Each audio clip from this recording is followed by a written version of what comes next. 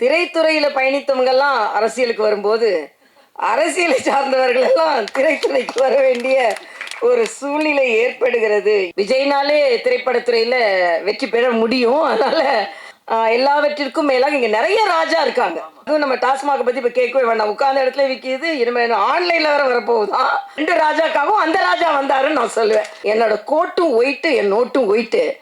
இந்த ட்ராவல் 1.5 கோடி போச்சுன்னா இந்த சம்பளம் 2.5 கோடிக்கு போச்சு. படத்தில் கதை இருக்கான்னு கேட்டுறாதீங்க, கதையே கிடையாது, உண்மையாக சொல்கிறேன். அனைவருக்கும் வணக்கம்.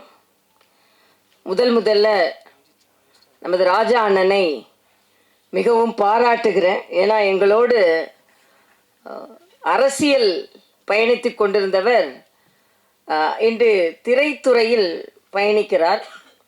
திரைத்துறையில் பயணித்தவங்கெல்லாம் அரசியலுக்கு வரும்போது அரசியலை சார்ந்தவர்கள் எல்லாம் திரைத்துறைக்கு வர வேண்டிய ஒரு சூழ்நிலை ஏற்படுகிறது என்பதை மரியாதைக்குரிய ராஜா அவர்கள் இதை தயாரித்ததும் டைரக்ட் செய்தது நீங்கள் தானே.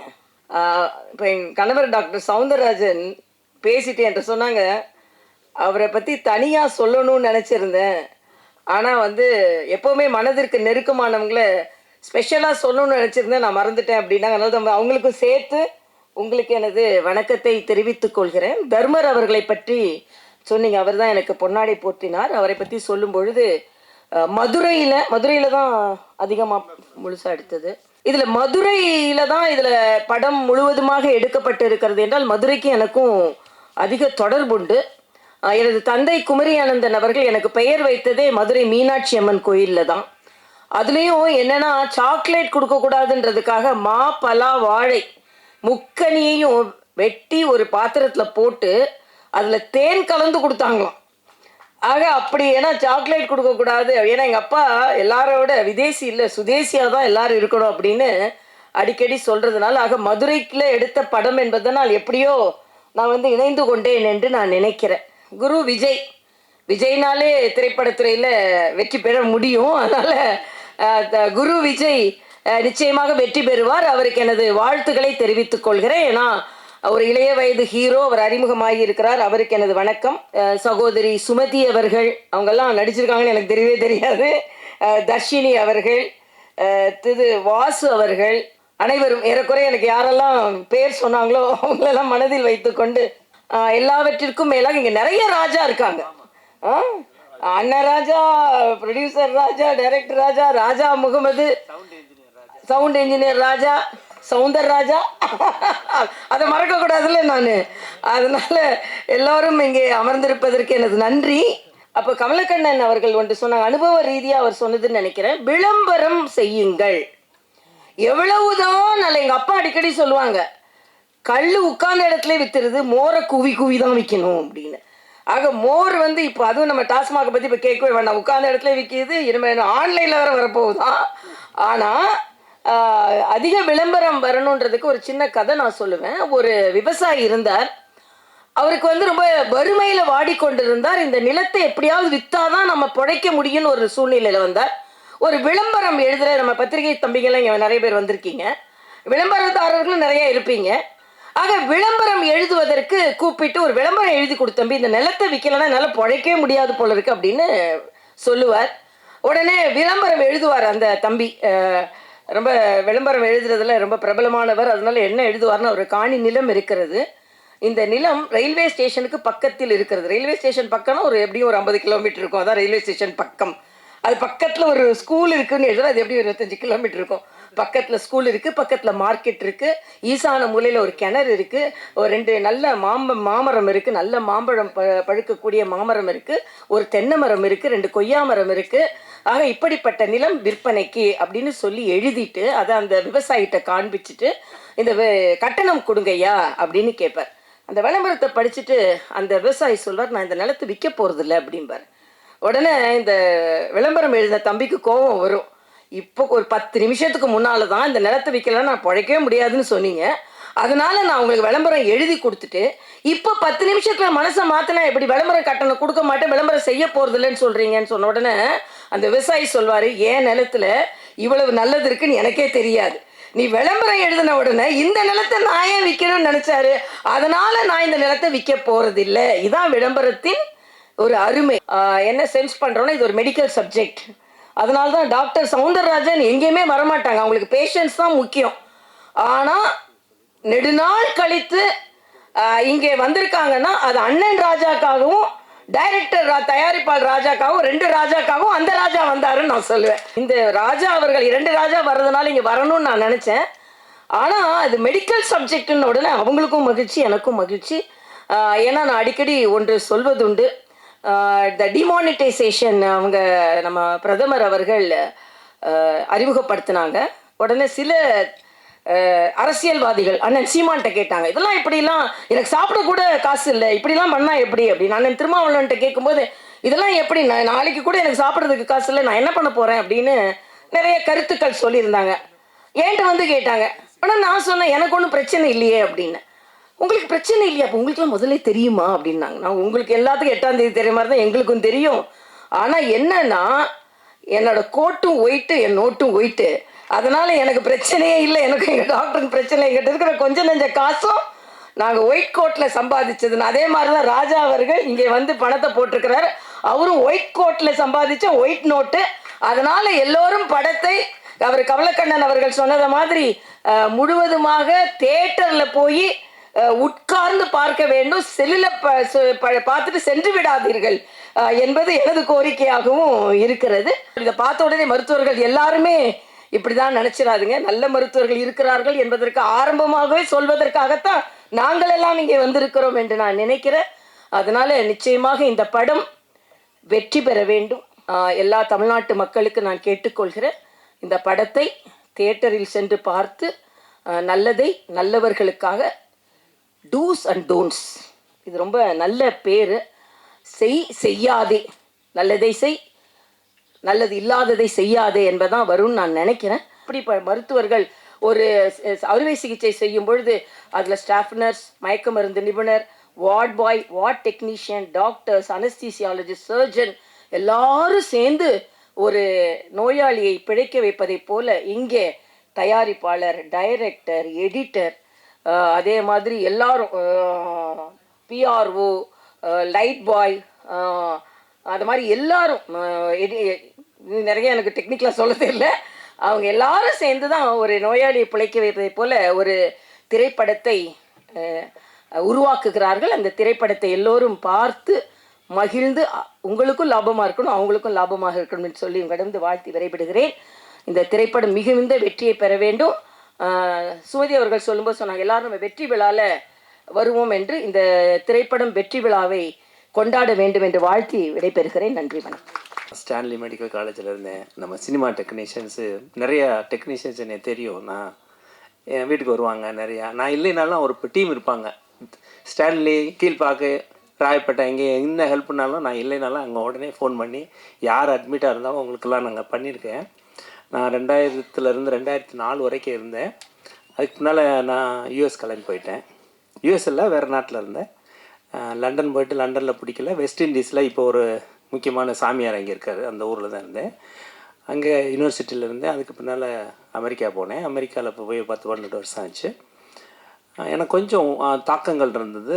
நம்ம நிறைய விஷயங்கள் மக்களுக்கு சொல்லணும் அப்படின்ட்டு. இந்த படத்தை பொறுத்தவரையில் நான் எனக்கு வந்துட்டு போன செலவு தான் அதிகம் படத்தை காட்டலாம். ஒரு இடம் வந்தேன்னா 5 லட்ச ரூபா, மினிமம் 6 லட்ச ரூபா டிக்கெட்டுக்கு. நான் ஒரு 25 இடம் வந்திருப்பேன்னு நினைக்கிறேன். நான் ஒரு 3 வருஷத்துக்கு முன்னால் அந்த படத்தை ஆரம்பித்தேன். எனக்கிட்ட ஒரு கெட்ட பழக்கம் என்னென்னா, சார் இனிமேல் நீ வரவே மாட்டாருன்னு நினைக்கிறேன். உட்காந்து நானே பண்ணணும், ஒவ்வொன்றும் எனக்கு பெர்ஃபெக்டாக இருக்கணும் அப்படின்னு சொல்லிட்டு. ஒரு நாள் காலையில் எழுந்திரிச்சு கேட்டுட்டு இருக்கும்போது திடீர்னு ஏதோ சத்தம் கேட்டுட்டு இருந்துச்சு. நான் என் மிஸ்ஸஸ் கிட்ட போய், என்னது ஒரு தேனிசை ஞானம் வந்துட்டுருக்கேன், ஒரு பாட்டு வந்துட்டுருக்கேன்னா. இப்போ என் மகன் சொன்னிச்சேன், எங்கள் ஒய்ஃப் சொன்னிச்சு, இல்லை உங்கள் மக கத்திக்கிட்டு இருக்கு, உங்களுக்கு பாட்டாக தெரியுதான்னு சொன்னிச்சு. அப்புறம் தான் சொன்னேன், இல்லையே அது பாட்டு மாரி இருக்கே, ஒரு இங்கிலீஷ் பாட்டு. என்ன அது அமெரிக்கன் சிட்டிசனு, அது பாடுறது நமக்கு புரியாது. நாங்களே அப்பப்போ டிக்ஷனரி எடுத்து பார்த்துக்கிட்டு இருப்போம் அது பேசுகிறதுல. அது ரொம்ப ஸ்டைல் வேறு மாதிரி. அந்த பாட்டு ஃபஸ்ட்டு பாட்டு அதுதான் பாடித்தேன். அந்த ஃபஸ்ட்டு பாட்டு பாப்பா அது 9ஆம் கிளாஸ் படிக்குது. அப்புறம் ஒரு நாள் இன்னொரு சவுண்டு கிச்சனில் கேட்டுட்டு இருந்துச்சு. அது யாரா சத்தமாக கேட்குறதுன்னு சொல்லிட்டு என் ஒய்ஃப் கிட்ட போய் தேனிசை தென்றல் ஒரு காணம் கேட்டதே யார் அது அப்படின்னு கேட்டேன். நான் தாங்க கத்துனேன் அப்படின்னுச்சு. அடாடாடா வீட்டுக்குள்ளே எல்லாரும் பாடகர்களாக இருக்காங்களே, இதெல்லாம் விட்டுவிட்டோமேன்னு சொல்லிட்டு நீனும் பாடுமா அப்படின்னு சொன்னேன். அது கடைசியில் மாட்டேன்னு சொன்னிச்சு. கடைசியில் பார்த்தா எல்லாரும் சொல்கிறாங்க பாட்டு நல்லா இருக்குன்ட்டாங்க. அது நம்பவே மாட்டேங்குதுங்க, இன்னும் நம்பலை. நான் தான் பாடினேன், நான் அது போட்டு போட்டு கேட்டுக்கிட்டு இருக்கேன். சினிமா பிடிக்காததுக்கு அது இப்போ போட்டு போட்டு கேட்டுட்டு இருக்கேன். நான் தான் பாடினேன். நான் அந்தளவுக்கு பாட்டு எல்லாத்தையும் திறமை இருக்குது, எல்லாத்தையும் திறமை இருக்குது. இன்னொன்று வந்து இந்த படத்துக்கு நான் வந்துட்டு போகிறத காட்டிலும் நான் இங்கே வந்துடுறேன்ல, 1 வருஷம் 2 வருஷம், அது ஒரு 12 மாதத்துக்கு மேலே வேலை பார்க்கல. அந்த சம்பளம் தான் நிறையா போச்சு. இந்த ட்ராவல் 1.5 கோடி போச்சுன்னா இந்த சம்பளம் 2.5 கோடிக்கு போச்சு. அதெல்லாம் கவலைப்படலை. நான் அந்த படத்தில் நான் லாபத்துக்காகவோ ஒரு வியாபாரம் நோக்கத்தில் எல்லாம் பண்ணலை. இது மாதிரி நிறைய படம் பண்ண போகிறோம், அதில் ஒன்றும் டவுட்டே கிடையாது. உங்களுக்கு நிறைய விஷயங்கள் இப்போ சார் சொன்னார், ஹோம் மினிஸ்டரு, அது உண்மை. நீங்கள் 40 வயசு வரைக்கும் ஒவ்வொரு ஆட்டம் போடுவீங்க, ஏன்னா உங்கள்கிட்ட எனர்ஜி இருக்குது. எல்லா பொம்பளையிலையும் நீங்கள் போட்டு படாத பாடுபடுத்துவீங்க. 40 வயசுக்கு பின்னால் உங்களுக்கு அப்புறம் தான் தெரியும். கால் இருந்தால் பாருங்கள், என் ஃப்ரெண்டெல்லாம் நடக்க முடியாமல் இருக்காரு, என் தம்பி எல்லோரும் ஒரு மாதிரி ஆயிடுறாங்க. 40 வயசுக்கு முன்னால் தான் உங்களுக்கு தெரியும், அடாடாடா எல்லாம் நம்ம போலி வாழ்க்கை. பொண்டாட்டியில் நம்பினா தான் வேலையே நடக்கும், ஏன்னா சாப்பாட்டில் இருந்து எல்லாமே அவங்க தான் தரணும். இந்த 40 வயசுக்கு பின்னால் லைஃபே சேஞ்ச் ஆயிரும். உங்கள் ஹிந்து மதத்தில் நிறைய கடவுள் இருக்காங்க, ஒரே கன்ஃபியூஸாக இருக்குதுன்னு சொல்லுவாங்க. நான் சொல்லுவேன், உங்கள்கிட்ட நல்ல வேலையாக ஒரே கடவுள் இருக்காங்க, அதனால் குழம்பாமல் ஒரே சாமியை கும்பிட்றீங்க. முஸ்லீமில் அல்லாவை கும்பிட்டு போயிடுறீங்க, ஹிந்து இதில் கிறிஸ்டினில் ஜீசஸை கிறிஸ்து போயிடுறீங்க. ஆனால் எங்கள் இதில் உண்மை தான். ஆனால் இந்து மதத்தில் தான் நிறைய விஷயங்கள் இருக்குது. ஒரு பேசிக் நாலேஜில் என்னென்னா சிவபெருமான். நான் சொல்லுவேன், எங்கள் சீஃப் ஆஃப் தி கார்டு கூட ரூல்ஸ் அண்ட் ரெகுலேஷன் இருக்குது. எங்கள் சீஃப் ஆஃப் கார்டாக இருந்தாலும் பொண்டாட்டியை மதிக்கலைன்னா அவரை வீட்டை விட்டு வெளியில் விரட்டி விட்டாங்க. அவர் வாட்டில் சுடுவாட்டில் தான் தெரிஞ்சார், சோத்து கலைஞ்சார். அதை நீங்கள் நம்ம சொல்கிறோம். ஆக்சுவலாக திஸ் இஸ் ரியல் ட்ரூ. கார்டாக இருந்தாலும் சட்டம் தான், அதில் இந்துக்கள் மட்டும்தான் இருக்குது. அப்புறம் எல்லாம் டிபார்ட்மெண்ட்டு, நீங்கள் எம்பிஏலாம் தனியாக படிக்க வேண்டாம், எல்லா டிபார்ட்மெண்ட்டும் இருக்குது உங்கள்கிட்ட. ஒவ்வொரு சாமியை எடுத்துக்கிட்டீங்கன்னா அதே சொல்லுவேன். நீ எஜுகேஷன்னு போனீங்கன்னா லட்சுமியை சரஸ்வதியை கும்பிடணும், பணம் வேணும்னா லட்சுமியை கும்பிடணும், இதில் பிட்டடிச்சு பாஸ் பண்ணணும்னா விநாயகரை போய் கும்பிடணும். ஏன்னா எந்த பிட்டு எந்த பக்கத்தில் இருக்குன்னு அப்போ தான் தெரியும். இவங்க பிட்டுக்கு படிக்கிறத காட்டிலும் பிட்டு எங்கே எந்தெந்த பிட்டு எந்தெந்த இடத்துல இருக்குன்னு வைக்கிற பிட்டு இருக்கே, அதுதான் கன்ஃபியூஸ். சார் சொல்லுவார், மதுரை மெடிக்கல் காலேஜில் நாங்கள் ரொம்ப என்ஜாய் பண்ணியிருக்கோம். நாங்கள் சாரை நிறைய ஏமாற்றுவோம். ஆமாம், இந்த பிட்டை கொடுக்குறதே பெரிய ஆர்ட்டு. நீங்கள் அந்த ஒரு படம் வருது, என் பையலுக்கு சொன்னாங்க, அந்த படம் தான் பிளான் பண்ணோம். ஃபஸ்ட்டு அதை பார்க்குறதுக்கு ஒரு நல்ல படமாக எடுத்தால் தான் அப்புறம் இவரை டீசெண்டாக பார்ப்பாங்க, இல்லைன்னா ஒரு மாதிரி ரவுடியாக பார்த்துருவீங்க, இந்த ஆள் படித்தாரா படிக்கலான்னு தெரியாது அப்படிங்கிறதுனால உண்மையாக கொஞ்சம் பார்க்குறதுக்கு ஒரு பகுமானமாக ஒரு நல்ல படம் மாதிரி எடுத்து கொடுத்துருக்கேன். இன்னொன்று இந்த படத்தில் கதை இருக்கான்னு கேட்டுறாதீங்க, கதையே கிடையாது, உண்மையாக சொல்கிறேன். ஏன்னா நிறைய கான்செப்ட், நிறைய விஷயங்கள் நீங்கள் ஒவ்வொருத்தரும் ஒவ்வொரு விஷயங்கள் ஏமாறுறீங்க. இல்லை இங்கே நிறைய நல்ல நல்ல சப்ஜெக்டில் நல்ல நல்ல கதையெல்லாம் வச்சுட்டு டேரக்டர்ஸு டெக்னீஷியன்ஸ்லாம் இருக்காங்க, இவங்களெல்லாம் உருவாக்கணும். எங்களுக்கு கஷ்டம் கிடையாது. நிறைய டாக்டர்ஸு டென்டிஸ்ட்லாம் வர்றாங்க, அவங்கெல்லாம் நிறைய போட போகிறாங்க பணம். அவங்கனால உங்களை நிறைய பேரை உருவாக்கணுங்கிறது தான் எங்களோடது. நீங்கள் எல்லோரும் சொர்க்கத்தில் இருக்கீங்க. நீங்கள் வெளிநாட்டுக்கு போனீங்கன்னா தான் தெரியும். நாங்கள்லாம் சும்மா அம்பக்கு இந்த பயவுல எல்லோரும் அந்த ஊரில் போயிட்டு வரும்போது இப்போ இந்த ஆஃப்டர் ட்ரவுசர் போட்டுட்டு பண்ணுற பந்தா தாங்க முடியலைங்க. நீங்கள் எல்லோரும் டாக்டர் நீங்கள் பார்த்துருப்பீங்க, பேண்ட்டை போட்டு ஒரு உயிர் தான் எதிர்பார்த்துருப்பீங்க. நான் வேஷ்டி கட்டணும்னு சொன்னேன், நான் மாடு பிடிச்ச வந்தேன். ஆமாம், நாங்கள்லாம் சும்மா எளிமையான ஆட்கள் தான், நாங்களும் விவசாய குடும்பத்தில் வந்தவங்க தான். ஆனால் என்ன ப்ராப்ளம்னா ஏமாத்துறது. இப்போ நமக்கு என்ன பெருமைனா, இந்தியன்கிற ஒரு மகப்பெரிய நம்ம உண்மையிலே பயங்கரமான இந்தியன் அப்படிங்கிறது நீ வெளியில் போனால் தாங்க தெரியுது. ஆமாம், நீங்கள் வெளியில் போய் பார்த்துக்கிங்கன்னா இன்றைக்கி நம்ம இந்தியா ஒரு பயங்கரமான பேரோடு இருக்குது. இன்றைக்கி நான் சொல்லக்கூடாது, அரசியல் நான் பேசக்கூடாது, நான் அரசியல்வாதி கிடையாது. என்கிட்ட சார் கூட கேட்பாங்க, சார் ராஜா சாரை நடிக்க வச்சுருக்கிறாரு, இவர் பிஜேபியாக இருப்பார் அப்படின்னு. எனக்கு இந்த ரோலுக்கு ராஜா சார் ஆப்டாக இருப்பார் அப்படின்னு சொல்லி நான் போய் ஒரு நாள் ஃபோன் பண்ணேன், உடனே வர சொன்னார். போனேன், பார்த்தேன், பேசினேன். அவ்வளவு, அதாவது எனக்கு எப்படி சொல்கிறதுன்னு சொல்லிட்டு நான் ரோலை சொல்லி எனக்கு பண்ணணும் அப்படின்னு சொன்னோன்னே ஒரு வார்த்தையோடு சொல்ல, தம்பி எனக்கு நடிக்க தெரியுமான்னாரு. நீங்கள் நடிக்கவே வேணாம், பாரதி ராஜா சிவாஜி கணேசன் அப்படியே வாங்க நடங்க போங்கன்னு சொன்னார், அது மாதிரி நீங்கள் அதே மாதிரி செஞ்சால் போதும் அப்படின்னு சொன்னேன். அதே மாதிரி தான் செஞ்சார். ஆனால் பார்த்தீங்களா, சிவாஜி கணேசனுக்கு பின்னால் அடுத்து ஒரு ஆள் வந்துட்டார். உண்மையில ரொம்ப பெருமையாக இருந்துச்சு. ரொம்ப அழகாக பண்ணியிருக்காரு, எமோஷனல் அப்படியா. அதை காட்டில் எனக்கு என்னதுன்னா, மெட்ராஸ்லேருந்து ஷூட்டிங்க்கு வர்றாரு ஒரு நாள் தான். நான் அவரை ரொம்ப கஷ்டப்படுத்தக்கூடாதுன்னு கூப்பிட்றதுக்கு நான் ஃப்ளைட் டிக்கெட்டு போட்டேன். அவர் உடனே அங்கேருந்து சத்தம் போட்டார், எப்படி டிக்கெட் போடுவேன் நீ? நான் போட்டேன். அந்த உடனே பணத்தை கொடுக்க சொல்லிட்டார். இப்படியெல்லாம் நேர்மையான ஒரு மக்கள்லாம் பார்த்தா எனக்கு ஆச்சரியமாக இருக்குது. உண்மையிலே அவர் எனக்கு தலை வணங்கணும் அவர்கிட்ட. அது மாதிரி அவருக்கு உடம்பு சௌகரியம் இல்லை, எனக்கு நல்லா தெரியும்.